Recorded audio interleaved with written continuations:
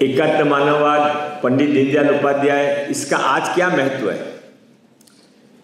तो पंडित जी ने जब ये बात कही थी तब भारत अलग अलग क्षेत्र में भटक रहा था, पूंजीवाद में जाना, साम्यवाद पे जाना, और ये सब व्यक्ति केंद्रित थे, केंद्र बाहर से आए हुए। आदमी को स्वयं का सबसे अच्छा लगता है, बाहर का खाना एक लिमिट तक ठीक है, बाद में घर का खाना ही अच्छा लगता है। आज आपने 3 गीत पढ़े, राष्ट्रगीत भी अपना है, महाराष्ट्र गीत भी अपना है, पर ईमानदारी से आपसे कोई पूछे कि आपने सबसे ज्यादा होठ किसके गाने पर हिले, तो आपके विश्वविद्यालय के प्रार्थना गीत के ऊपर, क्योंकि वो आपका अपना है। गाने की केतकर जी बता रहे थे, लाइनें भी बहुत अच्छी है, विश्व है, परिवार हमारा, भारत घर हमारा है।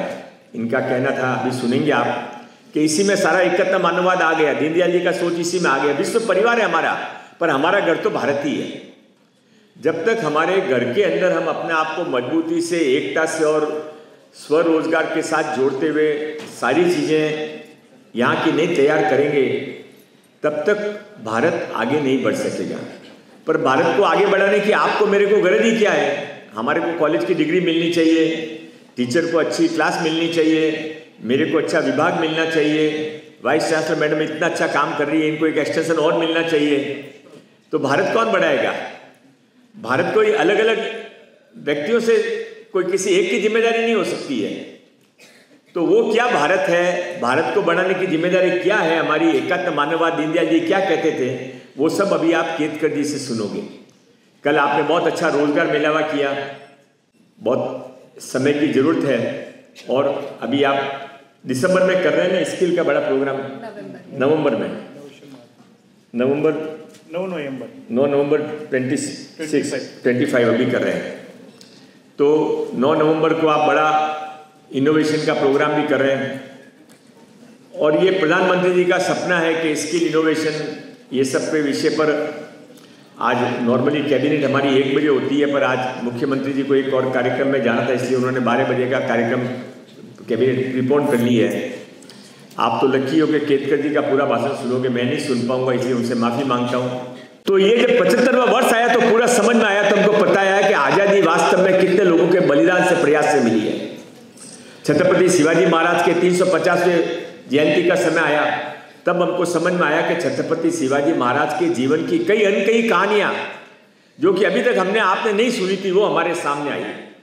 अहिल्याबाई होलकर के 300वां साल आया, तब हमको समझ में आया कि एक अहिल्याबाई होलकर उस समय की विधवा, बच्चे की भी डेथ, स्वर्गवास हो गया, उसके बाद भी उसके पास कुछ नहीं था, पर उसकी हिम्मत थी, सोच थी, और वो सोच से उसने भारत के इस कोने से लेकर उस कोने तक स्थान खड़े किए, धर्मशालाएं खड़ी की, पानी के तालाब बनवाए, और लड़ती भी रही, अपने राज्य को बचाने के लिए भी लड़ती रही। और इसी तरह से यह वर्ष राष्ट्रीय स्वयंसेवक संघ का शताब्दी वर्ष है। राष्ट्रीय स्वयंसेवक संघ क्या है, ये यदि आप समझेंगे तो भारत की आत्मा को समझ पाएंगे। राष्ट्रीय स्वयंसेवक संघ केवल कोई, ये जो एक कई लोगों के मन में आता है कि भाजपा का फादर फिगर है, वो सच नहीं है, आधा सच भी नहीं है। वो सच केवल ये है कि उनको भारत के अंदर एकता, भारत की संस्कृति की रक्षा, भारत का विकास, भारत का स्वाभिमान, इसके लिए कोई तो काम करे।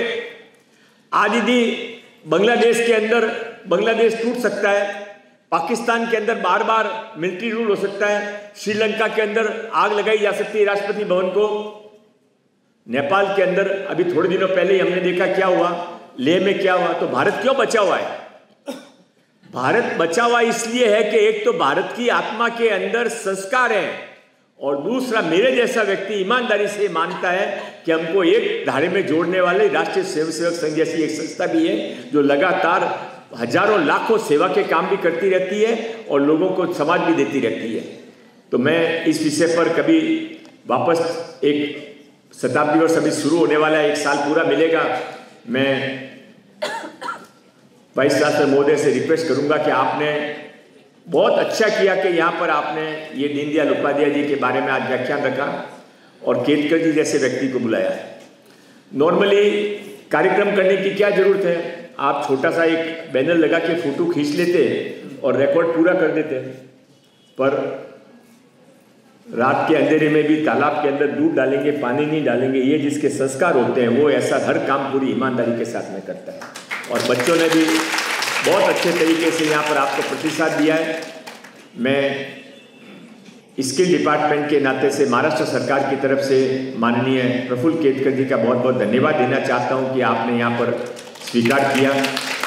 और वाइस चांसलर महोदय का भी मैं बहुत बहुत धन्यवाद देना चाहता हूँ, उनके साथियों को भी धन्यवाद देना चाहता हूँ कि आपने आपके शेड्यूल को डिस्टर्ब करके इस प्रोग्राम का आयोजन किया।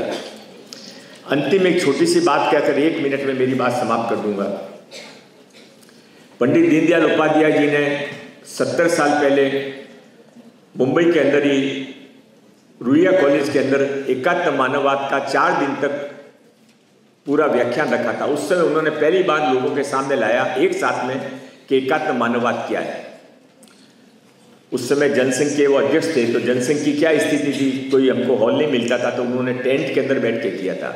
उसी रुईया कॉलेज में इस बार हमने जब 70 साल पूरे हुए, केतकर जी का हमको मार्गदर्शन मिला, उसमें हमने वापस 4 दिन का वैसा ही कार्यक्रम किया। और अलग अलग राष्ट्रीय स्वयंसेवक संघ के लोगों ने, समाज के लोगों ने, पत्रकारों ने आकर वो विषय लोगों के सामने रखा। और आपको ये भरोसा आएगा कि नहीं आएगा, पर हर कार्यक्रम में अलग सुनने वाले लोग आते थे और एक भी व्यक्ति अंत तक छोड़कर नहीं जाता था, क्योंकि वो रिसीविंग करने के लिए आते थे। उनको समझ थी कि हम कुछ यहाँ पर हम लेके जाएंगे। उस कार्यक्रम के अंदर राष्ट्रीय स्वयंसेवक संघ के केंद्रीय कार्यकारिणी के सदस्य माननीय सुरेश जी सोनी ने एक सेंटेंस कहा था, वो सेंटेंस सुनाकर अपनी बात समाप्त कर दूंगा। उनका कहना था कि भारत सोने की चिड़िया कोई समय कहा जा सकता था और भारत को कृषि प्रधान देश भी कहा जाता था, पर ये दो विरोधाभास है। भारत कृषि प्रधान देश था तो भारत को कृषि बेचकर भारत को कोई सोने की चिड़िया नहीं बना था। उस समय तो कृषि को बेचना पाप समझा जाता था। खेती यदि उगती थी तो उसके अंदर ये गौशाला की खेती है, मंदिर की खेती है, स्कूल की खेती है, ये इसके बाद जो बचता था घर के अंदर उसका अनाज को बेचा नहीं जाता था। उसके बाद भी भारत यदि विश्व गुरु था, भारत का दुनिया भर में एक्सपोर्ट होता था, भारत का जीडीपी में अपने पॉपुलेशन से भी ज्यादा कंट्रीब्यूशन था, तो उसका कारण क्या था? तो उसका कारण माननीय सुरेश जी सोनी के शब्दों में यह था कि उस समय भारत के हर घर के अंदर फैक्ट्री चलती थी। एक भी महिला खाली नहीं बैठती थी, मोबाइल और वीडियो लेकर नहीं बैठती थी। हर महिला अपने घर में काम करती थी, हर पुरुष अपना काम करता था।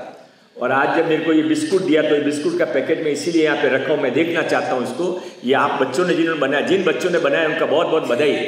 जिस दिन हमारे मन में लेबर के प्रति सम्मान आ जाएगा, जिस दिन हमारे मन में ये आ जाएगा कि हम जो काम करते हैं उसका हम चाहे ड्राइवर का काम करते हैं, हम चाहे कंडक्टर का काम करते हैं, बिस्कुट का काम करते हैं, पर ये सम्मान का काम है। खुद के हाथ से काम करना सम्मान का काम है।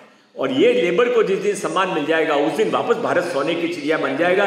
दीनदयाल उपाध्याय जी का एकात्म मानववाद लोगों के बीच में फैल गया।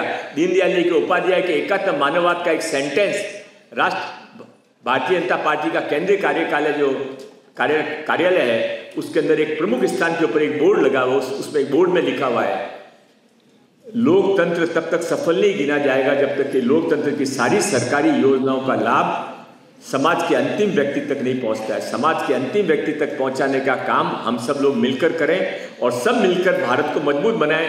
भारत मजबूत होगा तो हम मजबूत होंगे। फिर कितने ही ट्रम्प आए और कितने ही ट्रम्प जाएं, न कभी भारत झुका है, न भारत कभी मिटा है। ये गंगा है, बहती जाएगी। बहुत बहुत धन्यवाद।